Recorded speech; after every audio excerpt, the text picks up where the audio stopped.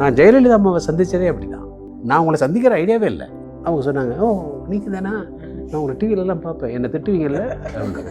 அப்படி தான் அந்த நட்பை நான் வந்து டெவலப் பண்ணேன். அதனால் நம்ம வாழ்க்கையில் ஒரு வாய்ப்பு வருது அப்படின்னா அது திறந்த மனதோடு பார்த்து நமக்கு அது எப்படி மேட்ச் ஆகுன்னு பார்த்து நம்ம வளர்த்துக்கணும்.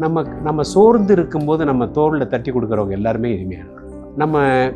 நம்ம அழும்போது நம்ம கண்ணீரை துடைக்கிற எல்லாருமே இனிமையானவர்கள். அது நமக்கு ஒரு யானை பலம் தரணும். பலம்ங்கிறது பணத்தால் மட்டும் வர்றதில்லை. அது வந்து இட்ஸ் அ வைப். இந்த மாதிரி நீங்கள் நிறைய கொடுக்கணும். இவங்களை நம்பி நான் இதை செய்ய முடியும் அப்படின்னு வாழ்க்கையில் நமக்கு ஒருத்தர் அமையிறதுங்கிறது அற்புதம். உங்களுக்கு ஒருத்தர் பிடிச்சிருக்குன்னா சொல்லுங்கள், I like you so much, I appreciate you.